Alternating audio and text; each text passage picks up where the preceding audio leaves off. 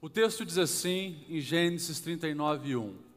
E José foi levado ao Egito, e Potifar, oficial de Faraó, capitão da guarda, homem egípcio, comprou da mão dos ismaelitas que o tinha levado lá. Só vamos voltar para um, nós vamos ler de novo, verso 1. E José foi levado ao Egito. Só essa frase, e José foi levado ao Egito, tem uma história muito grande por trás. Não fala apenas de uma distância de 15 a 20 dias, da onde ele estava até o Egito. Potifar, oficial de Faraó, capitão da guarda, homem egípcio, comprou. Esse verbo fala de uma outra realidade de José. Não tinha mais liberdade porque era escravo. Comprou da mão dos ismaelitas que o tinham levado para lá. Baseado nesse texto, eu gostaria de falar sobre esta temática hoje. Não se perca com as perdas. Talvez um dos verbos mais conjugados nos nossos dias, nessas épocas de coronavírus, tem sido o verbo perder. Todo dia, alguém pede oração porque perdeu alguma coisa. Pastor, perdi meu emprego.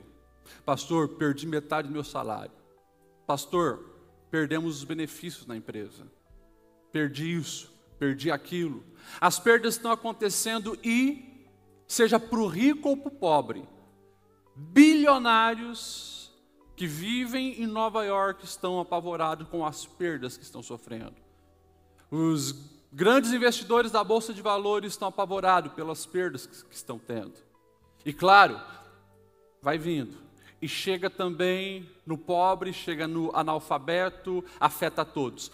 Todos estamos perdendo. O mundo vive, o nome já diz, uma pandemia, afetou o globo. Todos estamos sentindo os impactos disso diretamente na nossa vida, em todas as áreas. Perdas, perdas e perdas.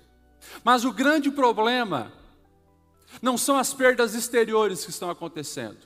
O grande problema é quando as perdas de fora entram para dentro e compromete a essência. Informações, quem sabe, que a gente não vê nos repórteres, né? A reportagem hoje é só para meter pau no presidente ou falar de doença, de remédio e assim por diante, mas algo que já se prevenia no começo desse caos todo tem acontecido todos os dias. Se você quiser, eu posso depois te mandar algumas reportagens que não estão nos principais meios vinculados. Reportagens como: o número de tentativas de suicídio tem aumentado significativamente na época de pandemia. Perdas de fora afetando a essência dentro. Inclusive, um salto gigantesco nos militares, PMs, algo que não estão conseguindo explicar. Converse com os advogados e você vai ver que nunca receberam tanta solicitação de divórcio como nos nossos dias. Senta, conversa comigo, conversa com os pastores. Você também vai ouvir que nós nunca recebemos tanta procura de ajuda de casais que estão passando por crises no casamento. É notável, é visível que muitas pessoas estão se perdendo com as perdas. E eu venho hoje aqui como um profeta de Deus, clamar para você dizendo: não se perca com as perdas. Quando eu olho para esse versículo, Gênesis 39:1, nós temos aí a história de José. O Zezinho que é levado para o Egito. E só nesse versículo, como eu disse, nós temos muita evidência de perdas. Nós temos a perda de um menino que foi tirado do seu pai. Ele era o favorito do pai, amado, protegido, zelado, beneficiado, porque nós sabemos que ele recebe uma capa colorida para diferenciar dos irmãos, todo o conforto, toda a segurança no meio do seu povo. Perde tudo isso, de uma hora para outra. E é levado agora como escravo no Egito. O fato dele ser comprado por Faraó evidencia que ele não tinha mais a liberdade e a autonomia de ir e vir. Escravo. Tem que obedecer às ordens de um senhor. Esse é José. Um certo poeta, quem sabe num momento de depressão, ele diz: a vida toda é feita de perdas, porque desde o momento que nós nascemos, a gente perde o conforto do útero da mãe. E por mais que vai ganhar um seio para amamentar, vai perder depois. E por mais que vai ganhar uma chupeta para substituir, vai perder depois. E a vida é assim, vai crescendo, vai perder o conforto da casa, vai ter que enfrentar o mundo na escola, quem sabe enfrentar bullying, depois vai ter que sair da casa dos pais, perder o conforto, a proteção, o sustento, vai ter que se virar. A vida é feita de perdas. Perdas simples, perdas significativas. Perderemos nossos avós, perderemos nossos pais, perderemos confiança de pessoas. A vida é assim. E a primeira verdade que eu quero que você entenda é isso. Se você está perdendo, bem-vindo à vida. O próprio Jesus, que é Deus, se encarnou para ser gente. E sendo Deus, ele poderia criar, quem sabe, um mundo perfeito, mas ele escolheu ser gente como gente tem que ser. E teve as perdas naturais do ser humano, mas ele teve também algumas perdas muito significativas. Como na sua adolescência e juventude perdeu seu pai, o José, que ensinou na carpintaria, o orientava, estava perto. Quando ele inicia o ministério, não tem mais o pai, perdeu o pai. Nós vamos ver o Mestre Jesus, ao momento que ele se declara então Messias e inicia seu ministério, ele perde o respeito e o reconhecimento dos seus irmãos que não acreditavam nele e o viam como Messias, os irmãos de sangue. Nós vamos ver na trajetória de Jesus muitas dessas coisas acontecendo. E claro, quando chega no final da sua vida, ele perde a reputação porque o próprio povo o troca por o pior dos bandidos, chamado Barrabás, o coloca na cruz, o instrumento mais indigno para um romano e para o Império Romano. E lá na cruz, Jesus ele perde também a presença do seu Pai divino, quando o meu e o seu pecado estava sobre ele. Perdas. Então Jesus é aquele que já nos alerta, e ele deixa bem claro: no mundo tereis aflições. Não tem uma pessoa aqui dentro desse ambiente, do púlpito à porta, que já não sofreu perdas ou não sofrerá perdas. Todos nós passaremos por isso. Mas eu venho aqui dizer para você que o importante, o que de fato importa, é como nós iremos reagir diante das perdas e dos danos da vida. Isso é o que importa. Quando eu olho para a história que nós aqui escolhemos como texto base, a história de José, nós vamos ver que esse menino, por mais que tinha perdido tantas as coisas boas da vida, os privilégios, está perto da sua família, ele é alguém que escolhe não se perder com as perdas que a vida traz. Ele faz do lugar da sua escravatura a plataforma para ver os sonhos de Deus se realizarem na sua vida. Poderia aqui citar exemplos bíblicos, como Daniel, também num contexto muito parecido, levado para uma outra nação como escravo. Por mais que tinha o privilégio de estar na corte do rei, viu a cidade de Jerusalém ser destruída, foi levado como cativo, viu pessoas que amava serem mortas, perdeu a sua identidade, porque tentaram trocar o nome, perdeu a cultura, perdeu tantas coisas que tinha em Jerusalém, mas lá, ele não se perdeu. Nós podemos citar aqui um personagem da parábola de Jesus, do filho pródigo, um pai que perde o filho, um pai que perde o olhar de herói que o filho tinha, é desprezado pelo filho, o filho vai embora. Mas aquele pai não cai em depressão numa cama. Aquele pai não procura o suicídio para tirar a vida. Aquele pai alimenta uma esperança que o filho ia voltar. E todo dia ele estava na porta, esperando o filho voltar. Não se perdeu.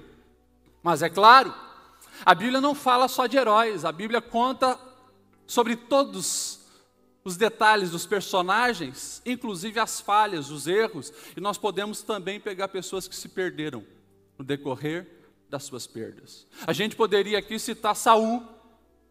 Saul é alguém que se perde com as perdas da vida. Quando ele começa a perder o tempo de Deus, o respeito pelo sagrado, outras consequências vêm. E o seu final é se lançar numa espada para se matar. A gente pode ver Judas, um dos escolhidos, um dos 12. Segue Jesus durante um bom tempo. Mas ele perde o foco de Jesus e começa a colocar o foco na riqueza material. E o seu fim, você conhece.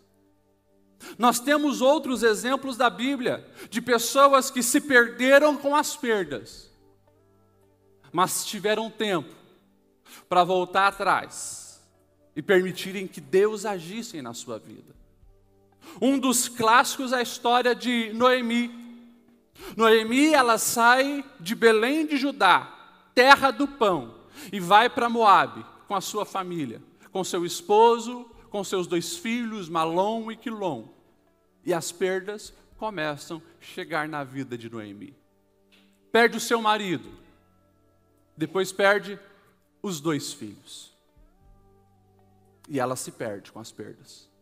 Porque ela permite que a angústia, a amargura e a falta de fé invadam o seu coração. E ela diz: Deus me castigou. Deus me puniu. Não me chame mais Noemi, me chamem de Mara, porque a vida me fez amarga. Mas a história que está registrada no livro de Ruth vai dizer que essa mulher amarga, quando ela ouve falar que Deus havia mudado a sorte do povo de Israel, e as plantações voltaram a frutificar lá em Belém de Judá, ela volta. Ela volta para o lugar onde esse Deus estava agindo. E lá, nós sabemos que ela não volta sozinha, ela volta com a sua nora, Ruth. E Noemi, ela é restaurada, ela é restituída. Porque assim que a sua nora casa novamente, ela entra agora na história da genealogia, da linhagem do rei Davi e futuramente a linhagem messiânica. Ela, por mais que havia se perdido, não escolheu ficar perdida. Nós podemos aqui citar a história do próprio rei Davi, que em momento da sua vida perde o temor do Senhor, perde o controle da sua casa, vê a sua família se destruindo. O próprio Davi, o grande rei Davi, tem na sua casa um filho abusador, uma filha abusada, um filho assassinado, um filho assassino. Esse é Davi. Mas Davi volta-se para Deus, se arrepende dos seus pecados. E nós vamos ver que o final da vida dele, que inclusive havia perdido o trono por um filho rebelde, é restituído. E a bênção de Deus permaneceu sobre a casa de Davi. A gente poderia falar de Pedro, escolhido e se destacando desde o início do ministério de Jesus como aquele discípulo top, o mais sangue no olho, o mais envolvido, só que ele perde o privilégio de ver o ministério de Jesus como era para ver e começa a imaginar um líder político terreno. E daí, no momento do vamos ver, ele nega Jesus 3 vezes. Nós sabemos que alguns dias se passam, pelo menos uns 10 dias, porque 3 dias sepultado, Jesus ressuscita, aparece para os discípulos, passa uma semana, aparece de novo para os discípulos, uma sem Tomé, outra com Tomé. Os discípulos vão para a Galileia e lá, mais de uma semana depois, Jesus aparece para esse que estava perdido, Pedro. Pescando, porque quando se perde a conexão com os céus, as escolhas da vida voltam a ser equivocadas, O Senhor Jesus antes tinha falado, farei de você pescador de homens, mas ele volta para pescar peixe e não pega nada. Mas Jesus vai ao encontro dele, Jesus está lá na praia e pergunta, tem peixe? Eles gritam, não tem. E o comando de Jesus é joga a rede do outro lado. Quando eles jogam, o milagre acontece. Dá um tranco, tem muito peixe. João sabe que é Jesus que está e avisa Pedro, é Jesus. Se Pedro quisesse ficar perdido com as perdas que ele teve, ele mergulharia para o outro lado e ia embora. Mas ele coloca a capa, ele mergulha e quer ir na direção de Jesus. E lá acontece a restauração. Porque ele não aceitou ficar perdido com as perdas da vida. Pastor Lediel, por que o senhor está contando tanta história da Bíblia? Porque eu preciso falar com você que está aqui hoje. Todos estamos sendo afetados com perdas. Mas eu quero perguntar para você. Você está permitindo que isso entre na sua alma? Que isso corroa a sua existência? Mine a sua essência? Faça você duvidar da existência de Deus? Abale a sua fé? Isso tem colocado uma barreira para com aqueles que Deus confiou para você amar, para você zelar, para você caminhar até o fim da sua vida? Quem sabe você perdeu gente importante e o ódio dominou o seu coração. Barreiras se levantaram dentro de você, ou quem sabe a tua autoestima ficou lá embaixo. Quem sabe o sonho que você tinha, porque a expectativa de todo brasileiro, 2020 vai ser o ano de romper, e você tinha um sonho de empreender, de começar, de fazer, de ver sonhos financeiros realizando, e tudo isso está indo por água abaixo, e você está se frustrando, você está permitindo que isso entre na sua alma, e você não vê mais perspectiva para o futuro. O que está acontecendo com você? Eu venho aqui dizer, não se perca com as perdas. Pastor Lediel, falar é fácil, mas o que eu preciso fazer? A palavra de Deus nos dá as respostas que nós precisamos. Ali em Gênesis 39, que é um versículo de muita perda, muito dano, muita tristeza. Só quem está passando por aquilo ali sabe. Um dia, leia a história de José devagar, e você vai ver que as dores na alma desse personagem foram terríveis.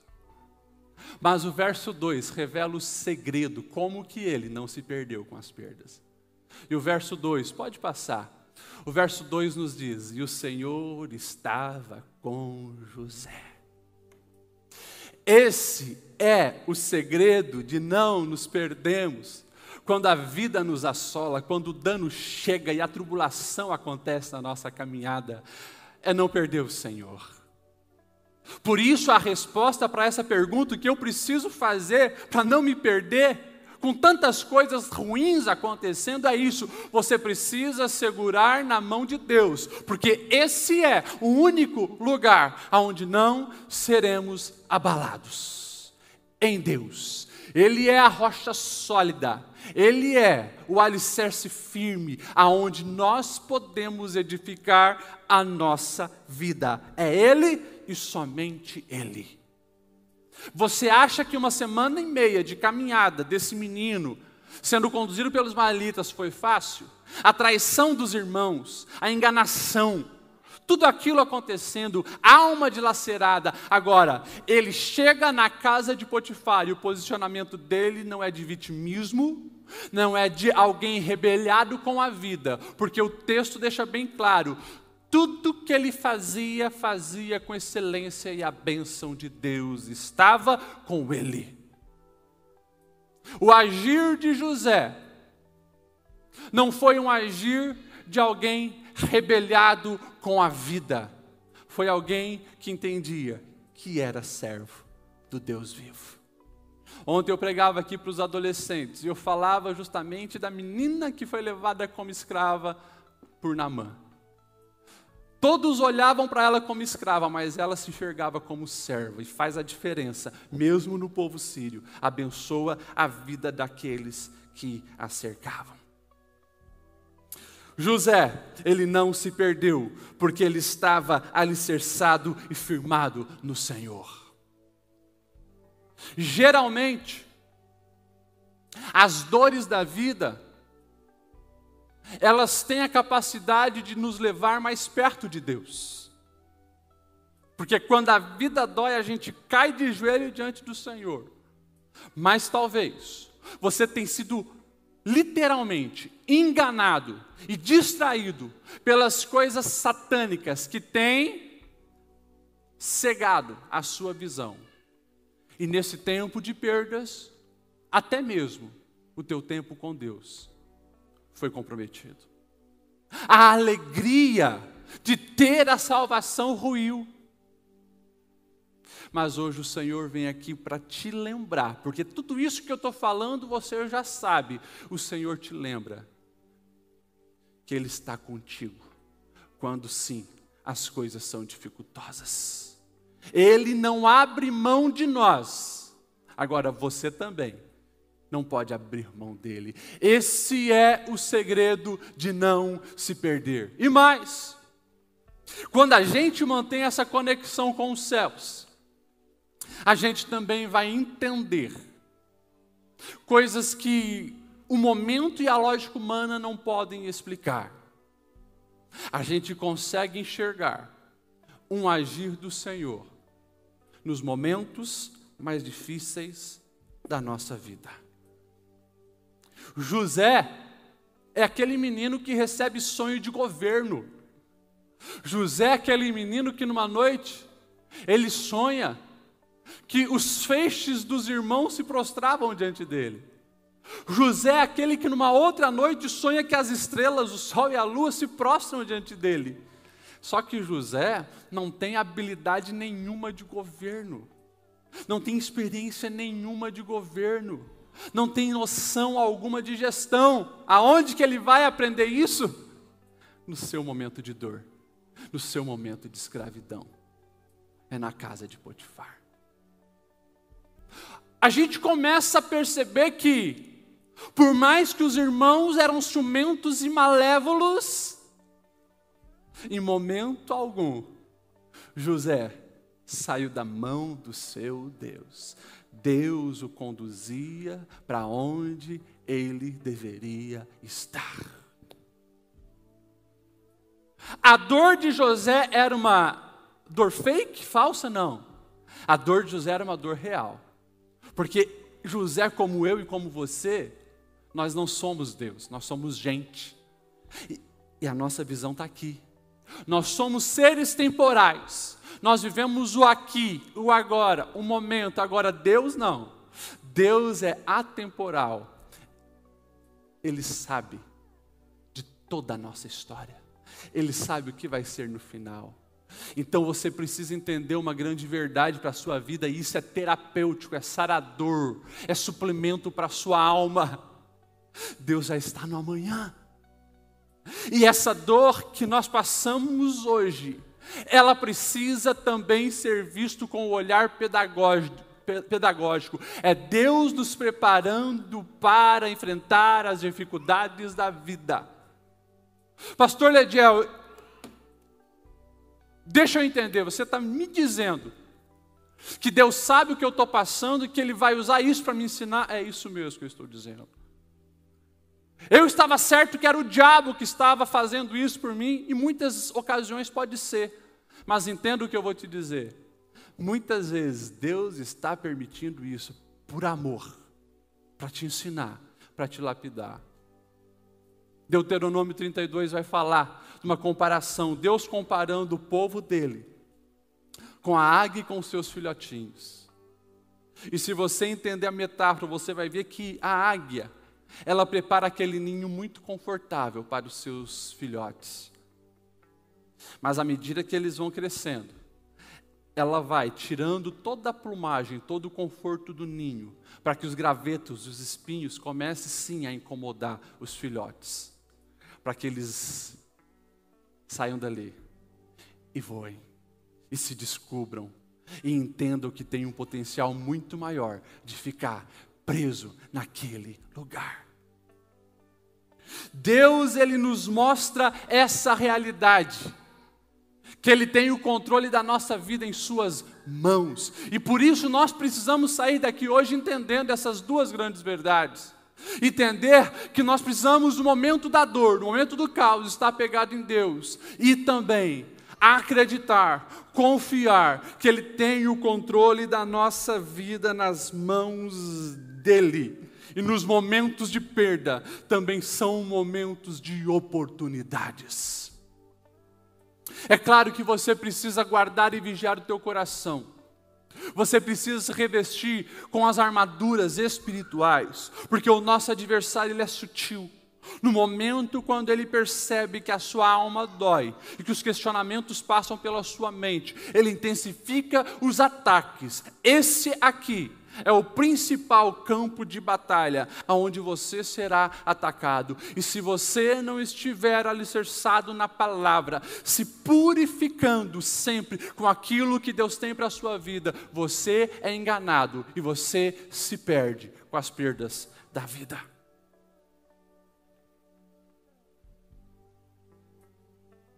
Nós precisamos entender que perdas vão nos ensinar a viver a vida como Deus deseja que nós venhamos viver. Você acha que foi fácil para Abraão perder a sua parentela? Mas se hoje nós falamos dele como herói da fé, é porque ele perdeu o recôndito da sua casa, da sua parentela. Foi no meio do deserto, com a sua família, com a sua esposa, com os seus servos, para obedecer um chamado. Nós não estaríamos aqui falando de Neemias como um dos maiores líderes da história da humanidade, se ele não tivesse perdido o conforto do palácio do rei da Pérsia. Mas ele perdeu e se descobriu um grande líder. Talvez você está aqui nessa noite, cheio de lamento. Talvez você entrou aqui nesse lugar com as suas expectativas abaladas, com a frustração latejando na sua alma. Mas eu venho aqui dizer para você como profeta de Deus, Deus está no controle da sua vida. Não se perca com as perdas. O versículo que eu citei da fala de Jesus, que neste mundo teremos aflição, o versículo completo de João 3:33 diz: eu lhe disse essas coisas para que em mim vocês tenham paz. Parece estranho Jesus colocando essa palavra paz e logo ele vai dizer aflição. Sim, porque nele a gente tem paz, mesmo em meio à aflição. E ele diz: neste mundo tereis aflição, mas tem de bom ânimo, porque eu venci o mundo. Que caminho você vai escolher nessa época que nós estamos vivendo? Muitos estão escolhendo se perder. Muitos estão escolhendo mergulhar no pecado. Muitos estão escolhendo mergulhar no vício. Muitos estão escolhendo a imoralidade. Muitos estão escolhendo chutar o balde da família. Muitos estão escolhendo abrirem mão de ser imagem e semelhança de Deus. Muitos estão escolhendo viver uma vida medíocre, profissionalmente, espiritualmente, socialmente. Muitos estão abrindo mão dos pais, muitos estão abrindo mão dos filhos. E você? Vai se perder com a perda? Em nome de Jesus, que essa palavra entre no teu coração. E mesmo diante das percas da vida, você possa dizer: estarei alicerçado na rocha que é Jesus Cristo. Ali nós não seremos abalados. Quando eu olho para a Bíblia, eu vejo a história de Jó, uma das histórias de maior quantidade de perdas. Alguém que perdeu os filhos, alguém que perdeu os bens, alguém que perdeu os escravos, alguém que perdeu a esposa que olhou para ele e diz: abandona esse Deus e morre. Alguém que perdeu a saúde, alguém que por muitas vezes perdeu a esperança e pediu a morte para si, mas ele não perdeu a ligação com o seu Deus, porque ele vai dizer que ele sabia que o Redentor dele estava vivo e que se levantaria sobre a terra. E a gente sabe que ele permanece até o fim e a sorte dele muda. E o final, Jó, ele vai finalizar a sua vida dizendo: eu conhecia o Senhor de ouvir falar, agora os meus olhos podem vê-lo. Eu queria que você se colocasse em pé nesse momento para nós orarmos. Mas a fala de Deus para você que chegou aqui trazendo o seu luto é: troque o luto pela luta. A vida continua, filho. A vida continua, filha. Tem ar entrando nesse pulmão. Levanta a cabeça, porque Deus é contigo. Levante a cabeça e lute pelo casamento, lute pelos filhos, lute por esse sonho, lute pela sua fé. Troque o luto pela luta. Se lembrando que o prejuízo não está na quantidade de problemas, mas o prejuízo está na ausência de Deus. Por isso, leve Deus para os desertos da sua vida. Eu quero orar por você. Feche os olhos aonde você está. A minha oração, como eu orei antes para os irmãos que estavam aqui no outro culto, é que Deus venha nos encher de ânimo, nos batize com ânimo. E um dos frutos do Espírito é esse, é longanimidade, é o ânimo longo, para nós continuarmos nessa caminhada. Deus, obrigado pela Tua palavra, Senhor. Obrigado pela história de José. Obrigado pela história de Daniel. Obrigado, Senhor, por tantas histórias que nos mostram que é possível nós não nos perdermos com as perdas da vida. Tu conhece cada coração que está aqui, Tu conhece cada família, Tu conhece cada expectativa de vida. E é no nome de Jesus que eu peço, Senhor, esse batismo de longanimidade sobre essa vida. Que haja experiência contigo e que a fonte do Espírito Santo seja derramada sobre essa mente e sobre esse coração. Para que essa pessoa venha entender, Senhor, que não é o fim, é uma vírgula, porque o fim para aqueles que estão em Ti são fins gloriosos. Por mais que nós venhamos tombar aqui, nós sabemos que o nosso fim em Ti é glorioso.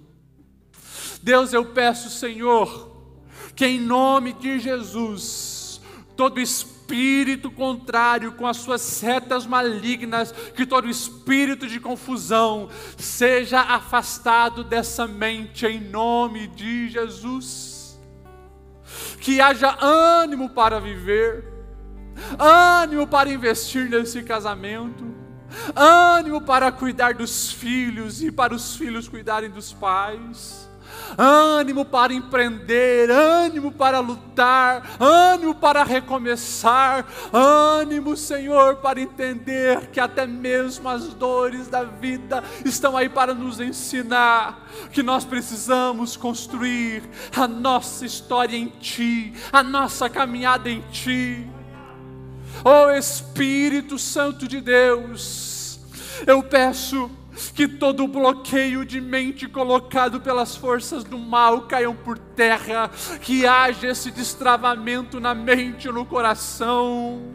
Em nome de Jesus, essa pessoa que tem vivido os últimos meses, os últimos anos, com o foco apenas no passado, nas dores da sua história até aqui, em nome de Jesus, que haja esse desbloqueio, esse destravamento, para entender que Tu estás no controle, e que sorrisos virão, que alegria chegará, porque em Ti nós podemos ter expectativas positivas, Senhor. Em nome de Jesus eu peço, Pai, Que tu não permita que os seus filhos se percam com as perdas da vida, mas que a fé seja renovada, que o ano seja restaurado pelo poder que há em Cristo Jesus. E quem crê diz amém, amém Minhas e amém.